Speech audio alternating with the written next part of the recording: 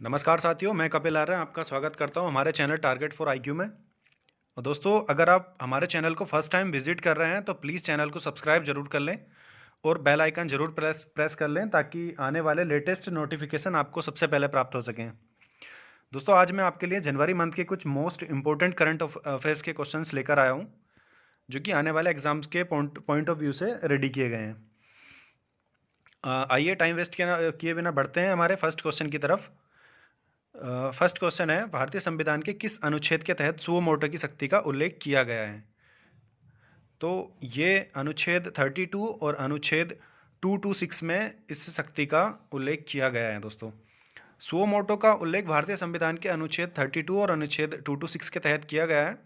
और यह अनुच्छेद जो है दोनों, ये सर्वोच्च न्यायालय को यानी सुप्रीम कोर्ट को और हाई कोर्ट्स को किसी भी कार्य को करने से रोकने के लिए कोई दिशा निर्देश जारी करने की विशेष शक्ति देता है। दोस्तों, ये क्वेश्चन अभी इसलिए लिया गया है यहाँ पर क्योंकि हाल ही में सुप्रीम कोर्ट ने अपनी इसी शक्ति का इस्तेमाल करते हुए यमुना नदी में हो रहे प्रदूषण का मामला संज्ञान में लिया है और उसको लेकर हरियाणा सरकार को निर्देश भी जारी किए हैं इसको लेकर। तो ये इम्पोर्टेंट क्वेश्चन होगा। आइए अगले क्वेश्चन की तरफ बढ़ते हैं।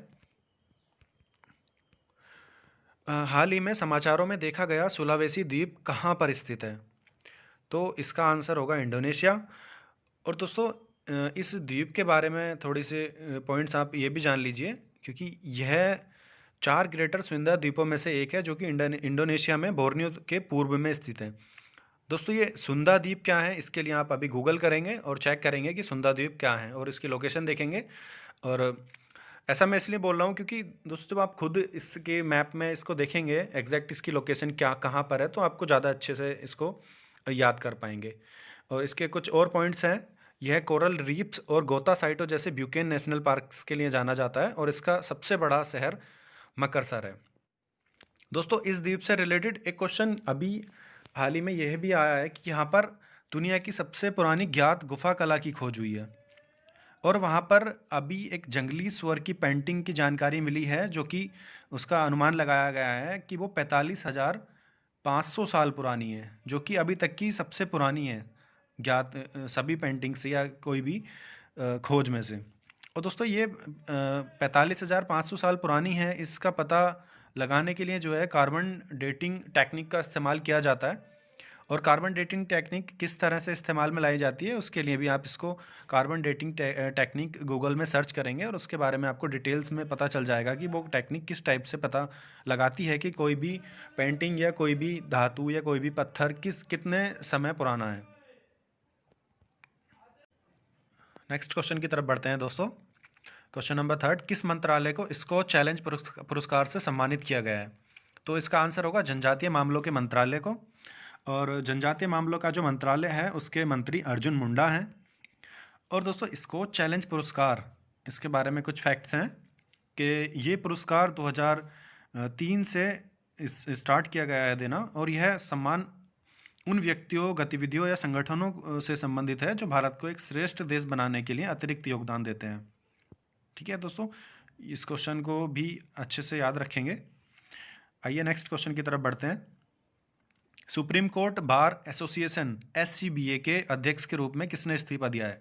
तो अगर आप जुडिशरी एग्ज़ाम्स के पॉइंट ऑफ व्यू से आपके लिए अगर एक फुल फॉर्म में एक क्वेश्चन यही रेडी हो जाता है कि SCBA की फुल फॉर्म क्या है, तो इसकी फुल फॉर्म होगी सुप्रीम कोर्ट बार एसोसिएशन। और इसमें जो इस्तीफा दिया है वो दुष्यंत दवे जी ने दिया है। SCBA क्या है? यह एक भारतीय बार संबंधता है जिसमें भारत के सर्वोच्च न्यायालय के कानूनी सलाहकारों का पूर्वाभ्यास शामिल होता है। और इस एसोसिएशन के वर्तमान सचिव अशोक अरोड़ा जी हैं। आइए नेक्स्ट क्वेश्चन की तरफ बढ़ते हैं। पहली हवाई टैक्सी सेवा भारत के किन 2 स्थानों के बीच शुरू की गई है? इसका आंसर होगा चंडीगढ़ और हिसार। दोस्तों, हिसार हरियाणा का एक शहर है। और इस क्वेश्चन में एक क्वेश्चन ये भी रेडी हो जाता है कि यहाँ पर जो है हिसार में सबसे ज़्यादा जस्ती लोहे का लोहा मैन्युफैक्चर किया जाता है। इसमें एक क्वेश्चन ये भी रेडी हो जाएगा फ्रेंड्स। आइए नेक्स्ट क्वेश्चन की तरफ बढ़ते हैं। भारतीय संविधान का कौन सा अनुच्छेद केंद्र सरकार को रक्षा कर्मियों के अधिकारों को संशोधित करने की शक्ति देता है? तो इसका आंसर होगा अनुच्छेद 33। भारतीय संविधान का अनुच्छेद 33 केंद्र सरकार को रक्षा कर्मियों के अधिकारों को संशोधित करने की अनुमति देता है। भारतीय संविधान का अनुच्छेद 33 संसद को सशस्त्र बलों के सदस्यों के अधिकारों के बारे में कानून बनाने का राइट्स भी प्रदान करता है। आइए नेक्स्ट क्वेश्चन की तरफ बढ़ते हैं। क्वेश्चन नंबर 7, 51वें अंतर्राष्ट्रीय फिल्म महोत्सव की शुरुआत कहाँ पर हुई है? तो इसकी शुरुआत अभी 16 जनवरी को गोवा में की गई है और यहाँ पर IFFI की फुल फॉर्म होगी international film festival of India और ये इसका 51वां संस्करण है और ये गोवा में 16 जनवरी 2021 से स्टार्ट हो चुका है। आइए नेक्स्ट क्वेश्चन की तरफ बढ़ते हैं। कोविड-19 टीकाकरण अभियान के लिए केंद्र सरकार ने कौन सा ऐप तैयार किया है? दोस्तों ये ऐप मैंने अभी क्वेश्चन लिया है, ये ऐप तैयार किया गया है, अभी लॉन्च नहीं हुआ है बट बहुत ही जल्दी ये ऐप लॉन्च हो जाएगा और इसका नाम होगा कोविन ऐप। कोविन ऐप की फुल फॉर्म, जो कोविन वर्ड लिया गया है, इसकी फुल फॉर्म होगी कोविड वैक्सीन इंटेलिजेंस नेटवर्क। और अभी आने वाले टाइम में जो भी टीकाकरण अभियान पूरे देश में विस्तृत रूप से चलाया जाएगा उसके लिए इस ऐप पर पंजीकरण कराना अनिवार्य होगा।